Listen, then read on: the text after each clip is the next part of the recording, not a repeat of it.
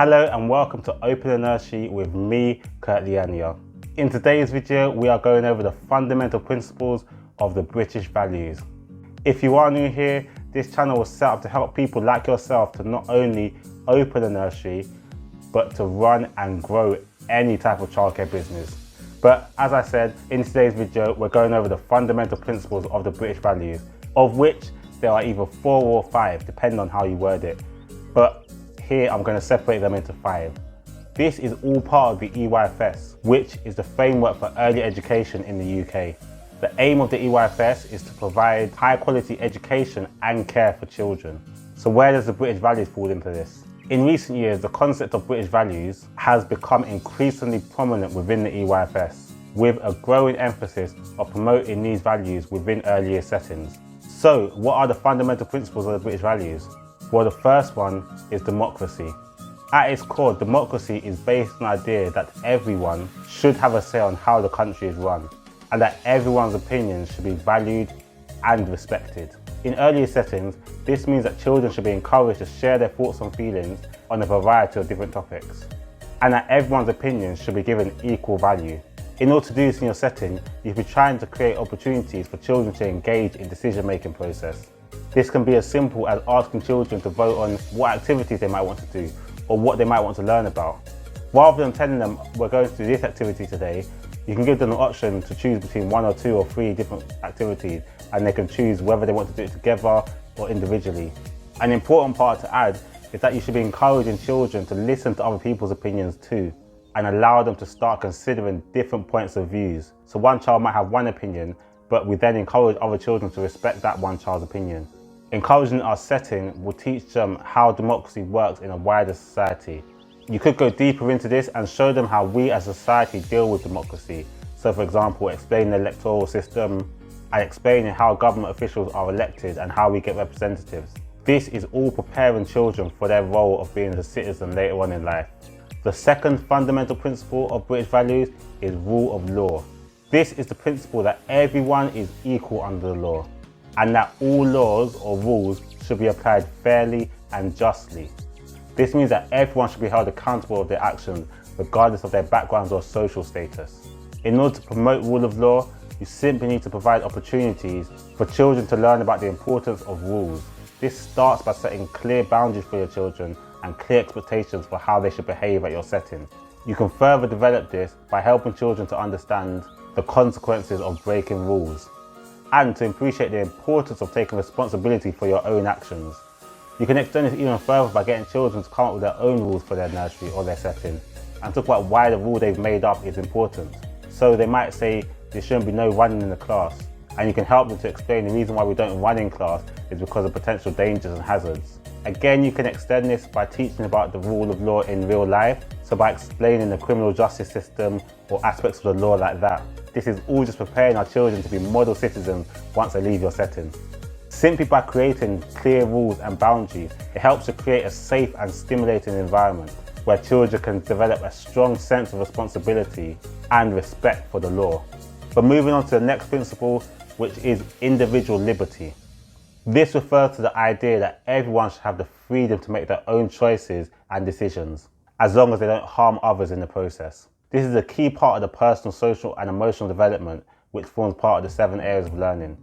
Again, this is all about allowing children to make choices, so you can allow them to choose their own activities and choose what things they might want to do. This gives children a sense of agency and self-determination, which is essential for building confidence and self-esteem. You are showing them that you trust them to make their own decisions, which then gives them the confidence to go and do that in other areas. Though at this age, they will need a lot of guidance and support around this area, as they may not fully understand the consequences of certain decisions, as they will need to be told and informed about what decisions may cause certain actions. To extend this into the wider society, you can teach children about certain rights and freedoms that we have. The fourth key principle of the British values is mutual respect. This is the idea that everyone should treat others with respect regardless of their background. This is key to teaching children about positive relationships. Promoting mutual respect in early years is about creating a welcoming and nurturing environment, whereby everyone is treated with respect and dignity. This can be done by valuing diversity and celebrating our differences. We should be creating opportunities for children to learn about different cultures, different backgrounds and different beliefs, even if your setting is full of children of the same background. A key part of this is how we interact with our peers. So if they see you as practitioners being good role models with each other, they will then learn from this too. The fifth key principle of the British values, which is sometimes linked in with mutual respect, is about tolerating those with different beliefs and faiths. So again, you'll be doing similar things that you've done with mutual respect, celebrating different cultures, celebrating different beliefs, and celebrating different backgrounds. Have different books in your settings around different cultures so that children can learn from and pick up on. Again, even if you don't have that belief or background in your setting, it's good for children to learn about it so that when they go out into the wider world, they have a better understanding of that group of people. Again, a key part of tolerating others is how we show that we tolerate others. Children will be looking to us as role models. So no matter how much we tell them they should be respectful to each other, if we aren't respectable to our parents, to our staff members, and to the children, they will pick up on this rather than what we tell them. So those are the 5 key principles of the British values. But to conclude, how does this link to the EYFS? In the EYFS, it is seen as a key part of promoting children's personal, social and emotional development. By promoting these values, early years practitioners can help children develop a sense of belonging and identity within the British society. Some ways that the British values are promoted in the EYFS include creating a safe and stimulating environment that promotes mutual respect and tolerance, encouraging children to share thoughts and opinions, and listen to and respect other people's points of views, providing opportunities for children to learn about rule of law and to understand the importance of rules. The British values helps to encourage children to collaborate with others. And finally, celebrating and promoting diversity provides the opportunity for children to learn and appreciate other people's beliefs and cultures. So I hope this has given you some ideas of how you can promote British values in your setting. I know when this first came out, a lot of settings simply put up British flags with these headings on them. But it's important to realise that this is not what British values is about. It is about what we discussed in this video, ensuring that everyone feels included within British values and creating model citizens. So hopefully you have a better understanding of it now. If you have, let me know by hitting that like button. Thank you for listening to me. Before you go, don't forget to subscribe. And if you plan to open your own nursery or want support in running your nursery, check out the website opennursery.co.uk.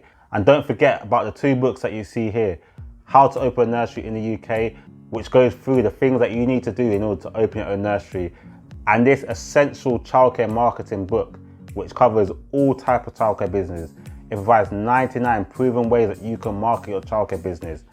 Both of these books are available on Amazon, and I'll put the link in the description. These are just 2 of the many ways that I try to support you to run, grow, and open your childcare business. And as always, I wish you all the best, and I'll see you on the next video. God bless.